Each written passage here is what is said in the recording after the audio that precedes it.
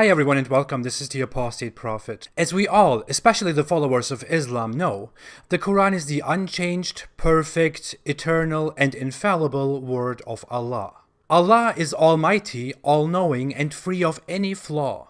That is the Islamic belief. If you are a Muslim, or if you are a Muslim, what would you do if you found out that the Quran has very obvious mistakes that don't even need very much inspection to call them mistakes? Would you look for new and incomplete explanations to defend your belief, or would you have the courage to doubt? The Quran contains a verse that I cited very often before, and that I will cite very often in the future. I think it's one of the most important Quran verses. Chapter 9, verse 30. It reads, "The Jews say Ezra is the son of Allah, and the Christians say the Messiah is the son of Allah. That is their statements from their mouths. They imitated the saying of those who disbelieved. May Allah destroy them. How are they deluded?" If you have any knowledge on the Bible, Judaism, or Christianity, you might spot the problem in this verse right away. I will try to simplify it briefly for all others. This verse mentions beliefs allegedly held by Jews and Christians, such as believing that Ezra or Jesus were the sons of Allah, or God. Then it likens them to disbelievers without specifying what disbelievers. Then, in a weird way, even though it's supposed to be the word of Allah itself, it says, "May Allah curse them," and calls them deluded. Other prominent translations deliver the same thing.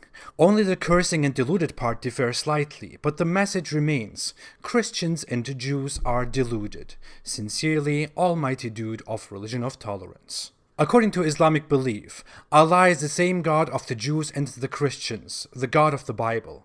And therefore, whenever the Quran says Allah, it means the God of the Bible too. The Quran is pretty much correct about what Christians believe, that the Messiah, Jesus, is the Son of God. Well, at least it got that one right.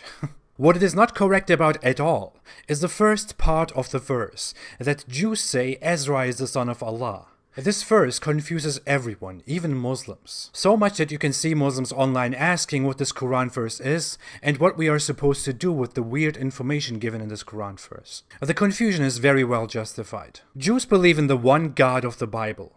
Jews also believe in the sanctity of rabbis and prophets. Jews do not believe that there is an actual Son of God.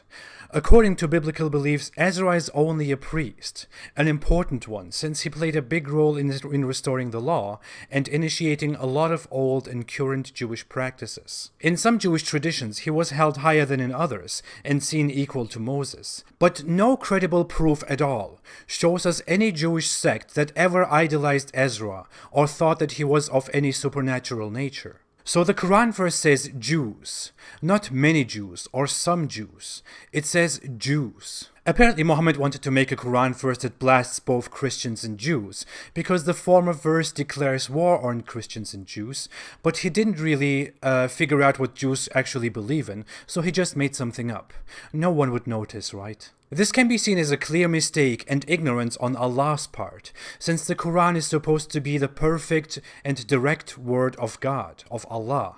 Sorry. But Muslim scholars can't accept it, of course, because the Islamic belief is built upon the notion that it is perfect, it is the final religion, it is directly from Allah, and so on. And how could all-knowing Allah make such a mistake? The defense they make is that there were some Jews in Arabia who apparently worshipped Ezra. But why would the Quran first then talk about Jews collectively? Would it be accurate to generalize all Muslims because one tiny sect somewhere in Madagascar believes that the moon was split in two? Oh wait, most Muslims believe that. They make even more ridiculous claims. One that I have seen online on a fundamentalist Islamic page is that when this Quran verse was revealed, there was no major reaction among the Jews in Arabia, who must have heard of this verse, and therefore the Quran was apparently right. So we know that the statement in this Quran verse is objectively wrong. But because Jews didn't collectively oppose to this statement, the statement becomes right?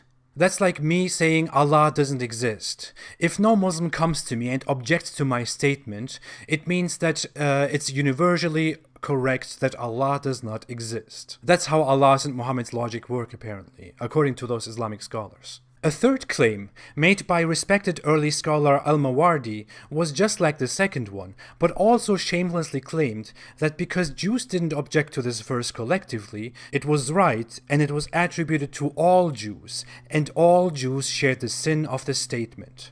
Wow.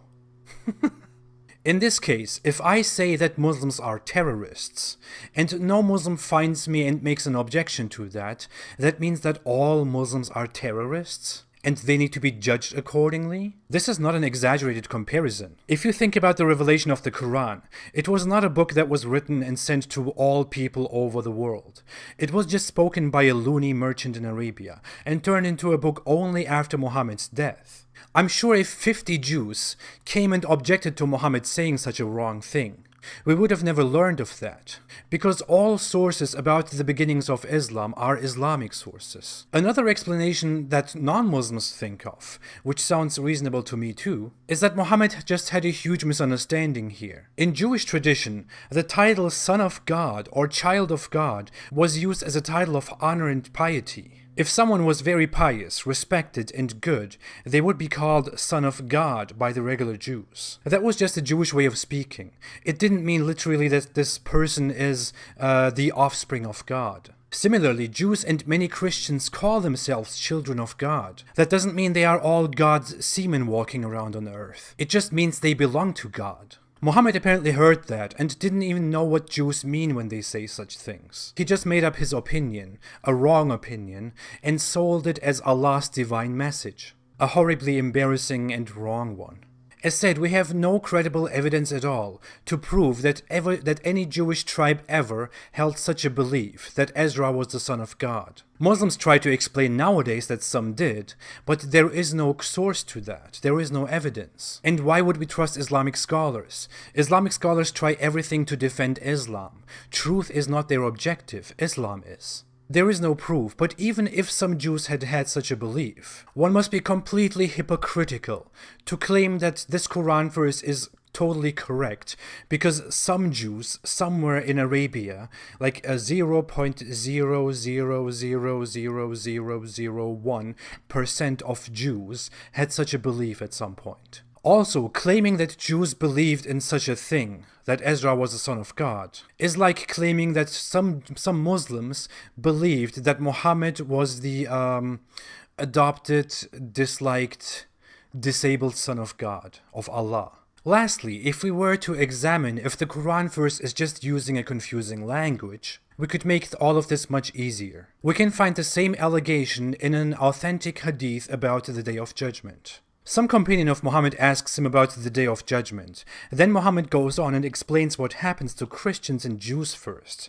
According to Muhammad, Allah will ask all Christians what they worshipped, and they will answer with Jesus and will be punished for that. As for the Jews, quote, then the Jews would be summoned, and it would be said to them, what did you worship? They will say, we worshipped Uzair, Ezra, son of Allah. It would be said to them, you tell a lie. No, Allah, they are not lying. You're just Muhammad's alter ego, and Muhammad just made all of this up. Dear Muslims, do you really want to follow this religion that claims to be flawless and wise in its message, and then make such a huge mistake that can't be explained in any reasonable way? What are you going to do with this information? Do you want to find an explanation that you would never accept if it wasn't defending Islam? When is it time to leave this religion behind? Just be honest to yourself, have some courage, and think for yourself. Then it won't take much time, believe me. Thanks for watching. If you like this video, please don't forget to like, to subscribe, and to share. My videos are not monetized, so you can watch everything without ads. If you want to support me and my cause, you can support me on Patreon. The link is below in the description. I appreciate all your support very, very much. Thanks again for watching. Have a great weekend and stay away from Islam.